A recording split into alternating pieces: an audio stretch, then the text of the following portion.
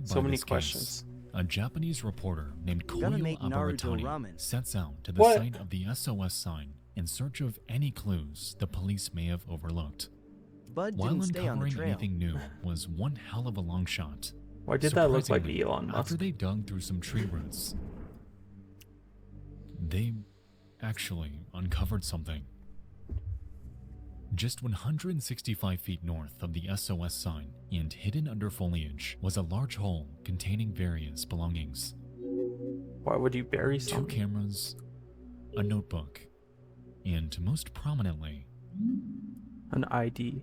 a license. Discord. Discord. This ID belonged to a man named Kenji Iwamura, someone from Kanan City in southern Japan, over 800 miles south.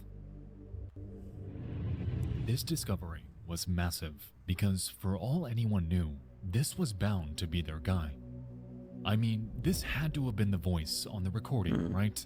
And of Hi, course, Milo. this man must have been associated in some capacity with the female bones found at the same site. I have a feeling they're separate. While she may be, up to this point, still unidentified, at the very least, those investigating this case finally had a name. Kenji Iwamura. You think you pronounced that right?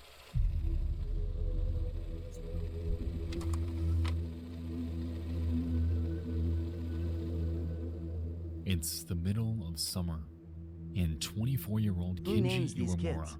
sets out for They're Mount Japanese names. Asahidake for a short hiking trip. He arrives at a small mountain lodge at the base of the summit and only plans to be there for a couple nights. Later on, he informs the hotel owner that he's embarking on a hike, ignoring warnings of a storm that would hit the area that night. Hesitant, the owner agrees, and so Kenji sets off from the hotel Wait. lobby You mean yellows. Don't be and racist. embarks into the great unknown. I was wondering why he was hesitant on, like, letting him As go. time ticks by, the sky darkens. The hotel owner becoming increasingly anxious and with no way to contact him to confirm how he's faring in this unstable weather. Hours pass without a word from him. The storm comes and goes. The clock approaches. Kenji, you're kind of Days dumb. pass without a word from him. Weeks come and go. Kenji Iwamura never turned up. He was never seen again.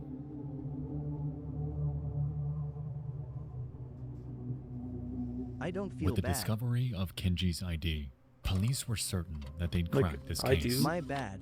Reportedly, determining gender from bone It's just- fragments isn't always accurate, and for all they knew, it had to belong to him. You see me, I would survive From a here, horror movie. they tracked down and contacted Kenji's family, are the horror believing movie. that this was the final piece of verification they needed to close this case. Their confidence was at an all-time high, catalyzed by his parents later claiming that he was an avid fan of anime and that the backpack they uncovered indeed belonged to him. Oops. And so, at last, the police played the cassette tape for them, certain that they'd recognize the voice Ew. of their son. And as fate would have it, by the grace of God, So it's not him. they didn't recognize this voice at all. He had it coming. They have no idea who this person is. So I'm so fucking confused. Dude, what? With no evidence of foul play, Hokkaido police, bizarrely, continued to run with their theory that this sign was built by Kenji Iwamura. They cast aside the consensus about the bones, the lack of identification with the voice, and simply ran with it. It took just 11 days for them to close this case, and to this day, the mystery People who surrounding the watch SOS anime sign die has first in been horror cast movies. into the void of history, solved to them, yet completely bewildering to the world surrounding W them. police work. I'm actually irritated By as fuck now. 1990, the bones were re-examined, and the consensus underwent a surprising change. Reportedly, they never belonged to a woman with type O blood, but rather a man with type A. I'm irritated as fuck now. Fuck. What?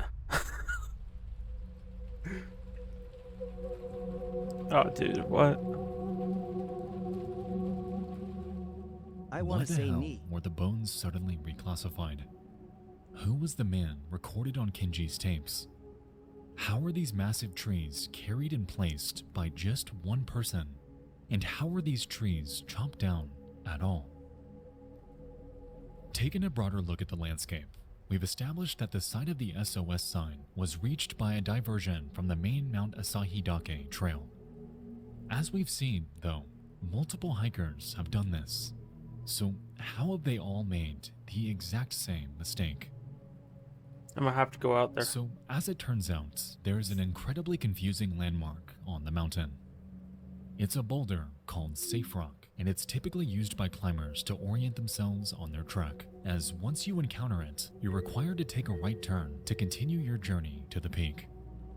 Bizarrely, however, there sits another identically shaped boulder right next to Safe Rock, called Fake Safe The Rock. neighbors are kissing again. Unlike the former, using this one as a guide diverts hikers to the much more dangerous south side of the mountain. Dude, Terrain what? littered with steep cliffs and intense grades filled with a specific type of bamboo, known locally as sasa. Sasa.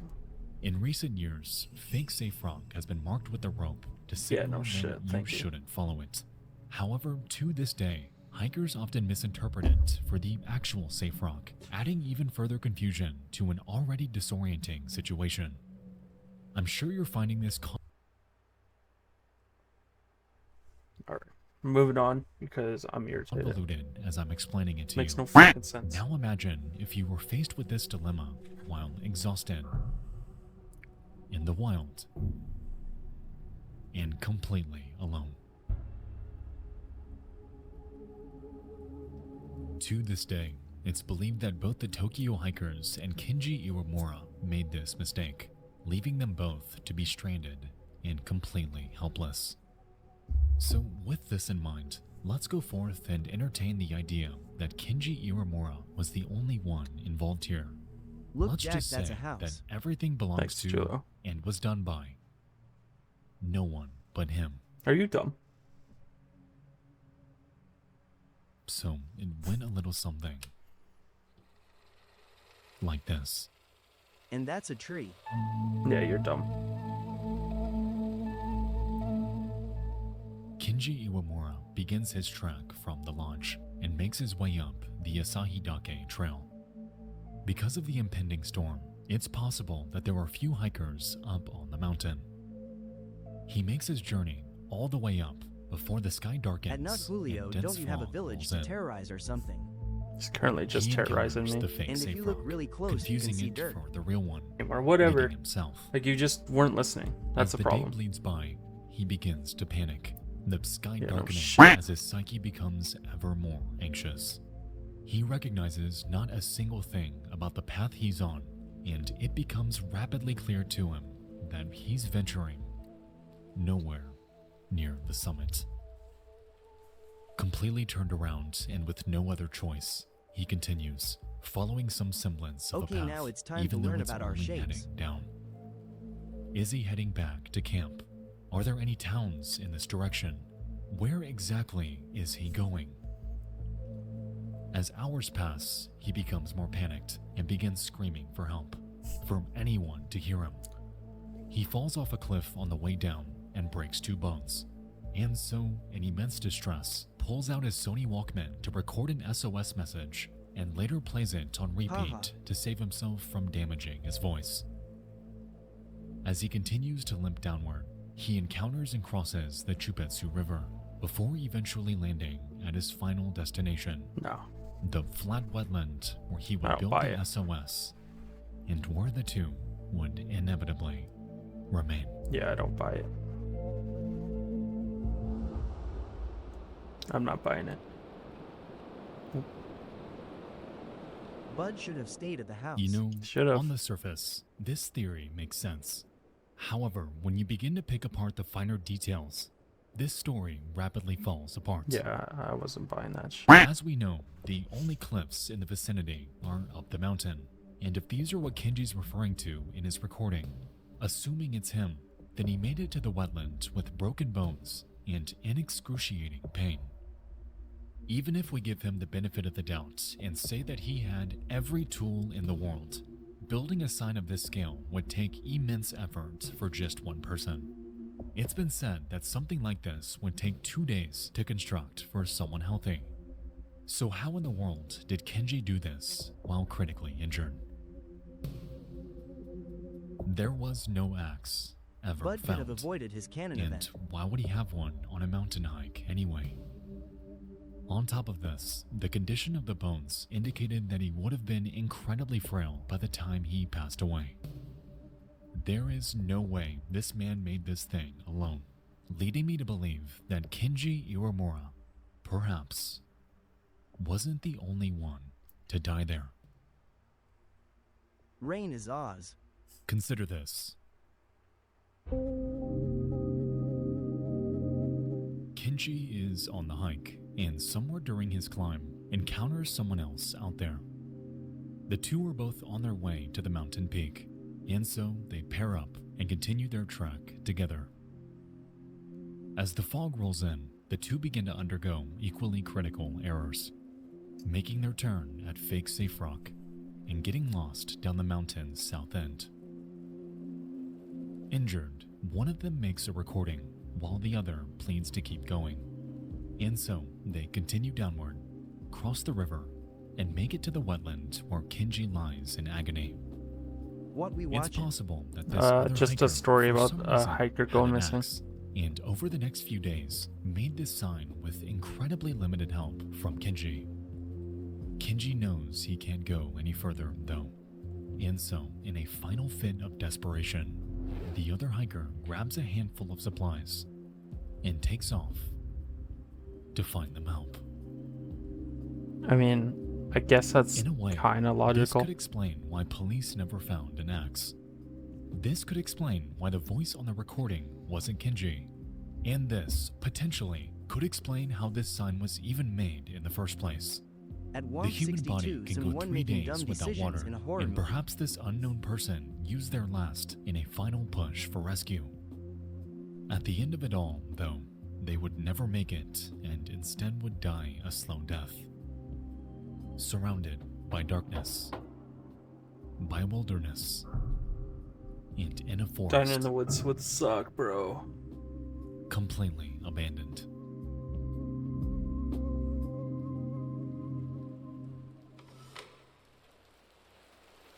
Nah, No. that on him. Yeah. So, like, Perhaps their body is still out there, I mean, but we just haven't found it yet. yeah, maybe, but It's a tragic end to someone who may not even exist. But goddammit, it's the only way this story makes any sense. Kenji Iwamura had to have gotten help from someone else on the mountain that night. There is just no way in which he couldn't have. very confused. Naruto ramen is fire. I bet it is, man. I'm a little jealous, to be honest. I just, like, Cap. I don't know if I believe that. Like, 1 minute they're like, oh, it's a woman's bones, right? I refuse to believe that there was just one person on Mount Asahi And then that randomly night. they're just like, The no, it's male. circumstances are just too extraordinary for one to pull this off alone. The broken bones, the stranger on the tape, the rapid closure, someone migrating literal tons of weight after vital injuries. Everything about this conflicts with the reality of the situation we've been given. These theories, as far-fetched as they are the only way this makes any sense in my brain. And even then, I'm still assuming that someone had an axe, assuming that an entire second person was there, and assuming that this other person died and was never found elsewhere on Or the you mountain. just didn't tell people No about matter Kenji. which way we approach this, Nothing makes sense without drawing vectors to things But that may or may I don't- not have happened. And to me, that's what makes this incident Very so confused. incredibly perplexing. The man on the recording never stated that he was with someone. And even if we assume that Kenji wasn't alone, the only way this story makes any sort of sense, it's almost like the two of them never even knew the other existed. It's like two people encountered the exact same spot, just on completely different timelines. Like, they could have been years apart, right? Like, there's still so It many, goes like, without saying that we can theorize I for don't even know hours what I'm about saying. what took place on Mount Asahidake and how the SOS sign, given the evidence we currently have, shouldn't exist.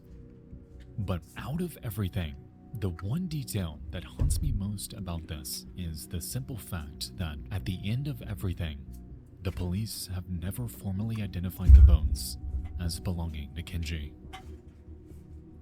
And this is after they were reclassified to belonging to a male, after this story spread to the world around them, and after the mystery surrounding the SOS sign and all of its bizarre inconsistencies had spearheaded this into one of the most captivating unsolved cases in history.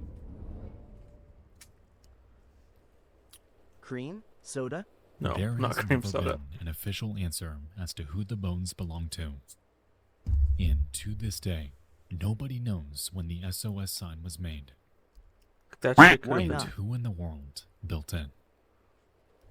Anyways, that SOS sign could have been there for years. And it just so happened that the pilot looked down and was like, oh shit, there's an SOS sign. And found the first couple. But, like, I don't know.